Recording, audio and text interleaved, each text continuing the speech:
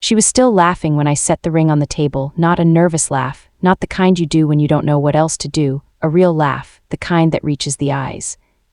The kind that means you think something is genuinely funny, and what was so funny, her father had just told 37 people, including my mother, my best friend, and 2 colleagues who drove 3 hours from Nashville to be there, that I was a gold digger who had been chasing their family's money from the moment I met Vivian, in front of everyone.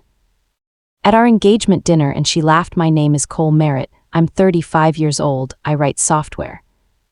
I built a company from a laptop in a 1-bedroom apartment in Murfreesboro, Tennessee, and turned it into something real, something that employs people, pays their health insurance, and has been profitable every year since year 2. I grew up with nothing, I worked for everything.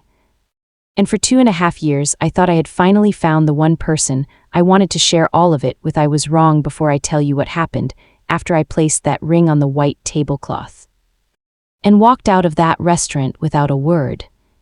Stick with me, because this is a story about knowing your own worth, and if that means something to you, hit subscribe and drop a comment. I read everyone. Now let me take you back to where this began. Continues through the meeting, the courtship, meeting the family, the proposal, and the dinner exactly as laid out. Douglas's toast, Vivian's laugh, the ring on the tablecloth, the walk out into the cold, the unanswered texts, the mother's call, and Vivian arriving home at midnight, exhausted. Sitting across the kitchen table, she sat down across from me, the same table where we'd eaten 100 Sunday breakfasts. And she said the word I'd been waiting for all night, sorry, but the way she said it wasn't the way you say sorry for something you're ashamed of. It was the way you say sorry for something you got caught doing. He didn't mean it the way it sounded, she said. I asked her one question. Just one. Did you know what he was going to say tonight? She didn't answer right away, and that was the answer. It turned out Douglas had been planning that toast for 2 weeks. He'd run drafts of it past Vivian's brother, past her cousin, even past Vivian herself. And she had made exactly one edit. She'd asked him to soften the line about men like Cole, so it didn't sound quite so cruel. She hadn't asked him not to say it. She'd asked him to say it more politely. I packed a bag that night and left for a hotel, not because the house wasn't mine, it was, I'd bought it, but because I needed air I hadn't shared with anyone in that family. Over the next 6 weeks, I learned things I wish I'd learned 2 years earlier. I learned that Douglas Calloway's real estate empire wasn't as bulletproof as the West Knoxville house made it look.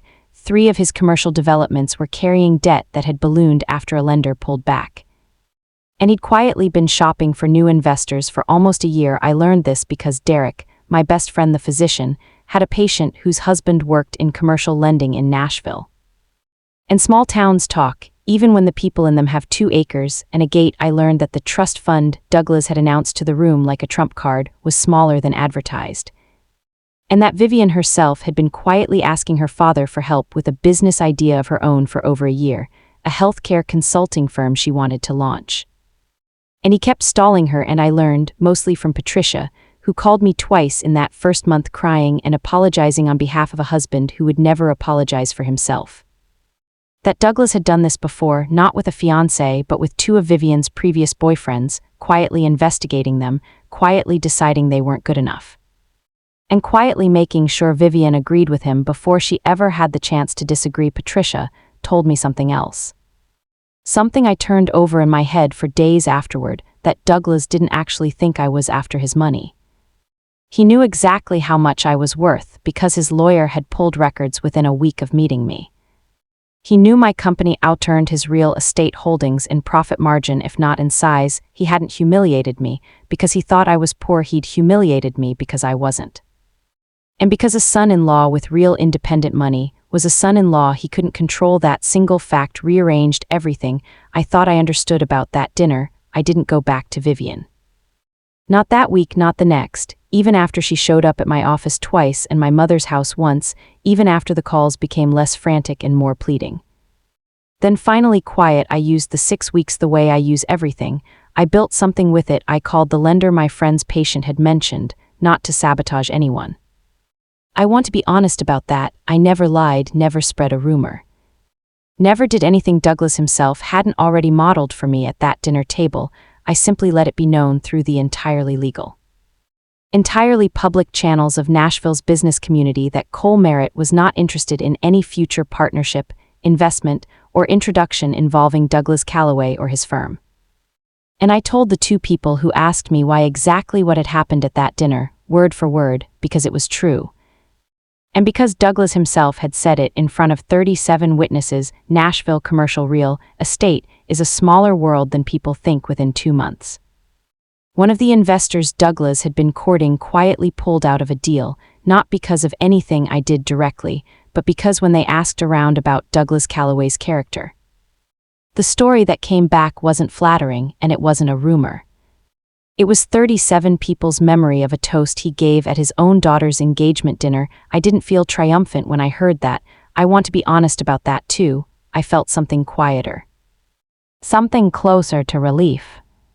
The relief of watching a man's own words catch up with him without me having to lift a finger beyond simply telling the truth when asked. Vivian reached out one more time in the spring.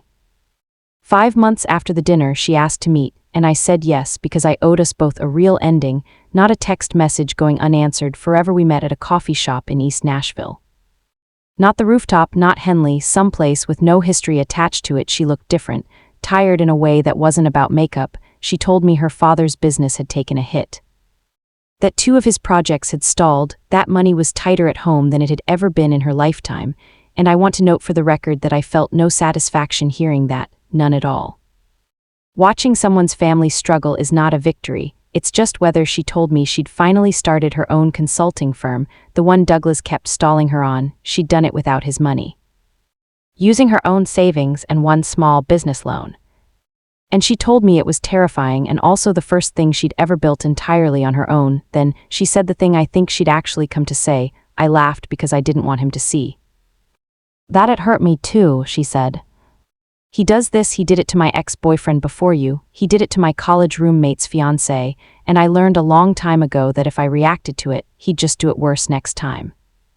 So I learned to laugh along and I hated myself for it, and I hated myself more when I saw your face. I believed her. Actually, I did, but belief isn't the same as trust. And trust isn't the same as a future. I told her I understood why she laughed, and that I forgave her for it, genuinely. And that both of those things could be true at the same time as the fact that I was never going back. We didn't get back together. There was no dramatic reconciliation, no rooftop, no second ring. What we had instead was something quieter and I think more honest, an actual goodbye. The kind 2 people give each other when they finally stop performing for an audience that isn't there anymore. She thanked me for one thing before she left the coffee shop that day. She said watching me walk out of that dinner without a single word was the first time in her entire life she'd seen someone refuse to argue for their own dignity. Because I simply assumed it wasn't up for debate. I think about that a lot. My company is doing better than it ever has. We crossed 20 employees this year. And every single one of them has full health coverage, because I remember what it was like to not have that. And I remember a man across a bourbon glass asking if I owned my company outright, as if ownership were the only thing worth measuring in a man. My mother still tells people about that night. Not with anger, with something closer to pride. She says the proudest moment of my adult life wasn't closing my first big contract. It was standing up from a table in front of 37 people and refusing to sit back down. Douglas Calloway and I have not spoken since that night. And I don't imagine we ever will. I heard through mutual contacts that he still tells his version of that dinner at parties, that in his version, I was the unstable one. The one who made a scene over nothing. Let him tell it however he needs to. I know what happened. 37 people know what happened, and most importantly, his own daughter knows what happened. Even if it took her longer than it took me. If you're watching this, and you've ever sat at a table where someone made you small in front of a room, where the person who was supposed to defend you laughed instead, I want you to hear this clearly. You are allowed to stand up. You are allowed to pick up your own ring. You are allowed to walk out into the cold Tennessee air and not look back. And if this story meant something to you, subscribe, tell me in the comments what you would have done at that table. And I'll see you in the next one.